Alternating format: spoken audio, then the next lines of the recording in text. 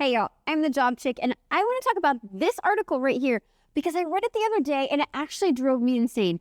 Ageism happens, but it does not have to happen to you. So let's dive in. Okay, today we're all going to be talking about navigating ageism in the job market, which, everybody knows ageism exists, and it totally does. And, unfortunately, it happens. But it happens for a lot of reasons. Some are in your control and some are not in your control. So we're going to take a look at both of these. I'm a Gen X. And what frustrates me the most is that I get clients on the phone. We start talking and they're like, I'm just not getting hired because I'm too old. I'm 48. They're just not going to hire somebody that old. That is so wrong. And I wish you didn't feel like this, but I am going to blame media for a lot of the reasons that people feel like that these days. This article that I brought up, I get it, it's an AARP, probably not the right direction for me to go to, but the title alone actually irritated me. Let me actually pull this up really quickly and show you the title, Why Workplace Ageism is Worse for Gen Xers. It's automatically telling you it's worse. Is it? No. I don't believe it is. I actually think boomers are getting the worst ride right now, if I had to make a guess. But you know what? Ageism affects everybody. So either way, this title is just going, it's bad. Here's how it affects you. So we're automatically thinking as a Gen X, wow, this is bothering me. This is going to affect me. Oh my gosh, it's going to give you this anxiety. It's going to give you this worry. And it's going to build that mindset that something's going to go wrong. And then it talks about different things that's almost kind of like mansplaining, but for younger people, for other ones going, hey, do you know what digital transformation is? Well, if I work here and I'm older than you and I've been in this industry longer than you, do you think I know what digital transformation is? This whole aspect of trying to explain to older people, thinking that you have to do that, joking like, hey, do you still use faxes? All of those things, while they may happen, these are not things that you want to keep putting in your mind to go, wow, people just hate me. People just don't want to deal with me because I'm too old. I'm of that generation. This is something, we do have younger workers that are getting this because older generation is just like, wow, you don't know anything yet, do you? So they feel it as well. But for the purpose of this whole video, I kind of want to talk to the older generation overall. At the end of the day, you are in charge of your job search, of navigating the job market, and you're in charge of whether you actually get hit with ageism or not. And yeah, you're still going to hit it occasionally, but there are a lot of ways that you can go about it so that it doesn't actually bother you. Number one, the thing I want to bring up the most, I hear this every single week.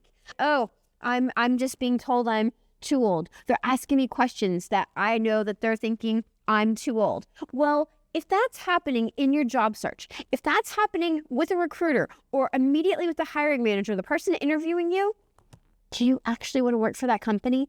That to me is a red flag of a company that I wouldn't want to work for. If that is the initial stopgap at the beginning to see who's going to get past and get a job, if that's what the company is like and putting out there, that's not a company I would want to work for.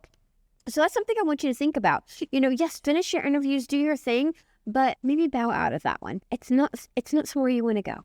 That is not a good look for the company. It is a red flag. Even if it's a company that maybe you were recommended to, it kind of just tells you what the company culture is, not what you want to deal with. But the other thing that really, really affects older workers is these media articles that are telling you how hard it is, how you need to be different, how you need to add more courses and do more certifications. That is not entirely true. The number one thing that I see holding people back that are 40 plus is their resume, is their personal brand, and it's how they attack the job search. So number one, if your resume is archaic, if it's old, if you made it in the 90s, early 2000s, if you made it with any other platform and thing online from years and years ago, it's going to look old. There are formats that change. And yeah, everybody has their own format that they like. Stick to a classic, clean format. That's going to be the best for you. Avoid colors, avoid things like that. You don't want to jumble too much in there. You want it to focus on your experience. Your background is your background. You cannot change that. But what you need to encompass into the resume is what all these companies are looking for. You have the experience. You've done this for 20 plus years. You know what you're doing. So show them in the resume that you are the ideal candidate. And a lot of people don't do that. They're too scared to bring that up. They're too worried that they're bragging too much. They're too worried that they might be looking too arrogant or something like that. You're not. Do your thing. Do you actually think that top-level executives are like, oh, yeah, I'm not going to bring up those things because I don't want you to know how long I've been in the workforce? Never. That doesn't happen. These things are all brought up. So same thing goes for you. It doesn't matter what industry you're in. It doesn't matter what role you're going after.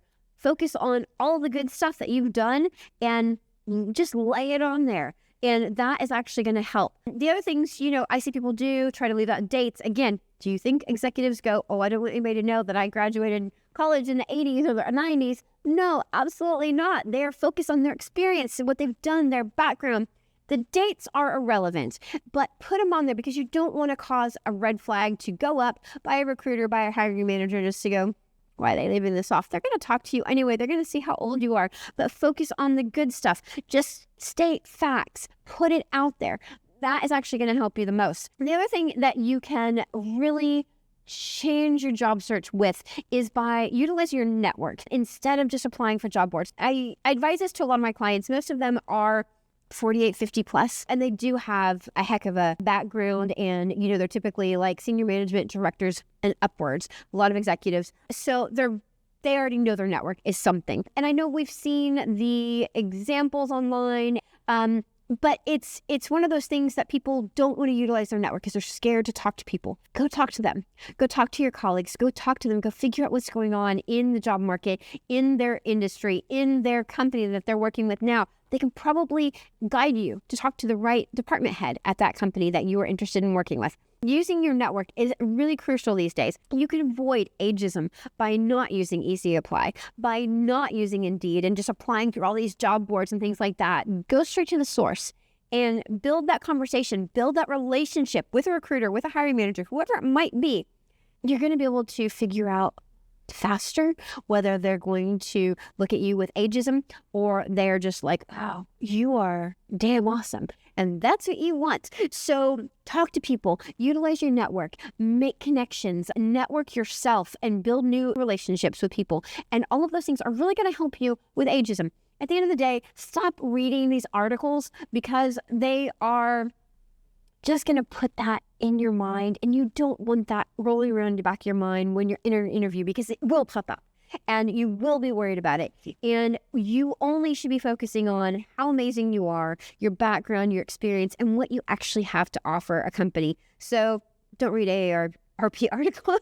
That would be my suggestion. It is just a case of focusing on the good stuff. Stay smart, stay strong, stay communicating. Drop comments below. Let us know what's going on in your job search. If you have any questions, ask me. I'm here to help. I'm the job chick. I have answers for you. Let's talk. Let's figure it out and keep rocking your job search in the meantime.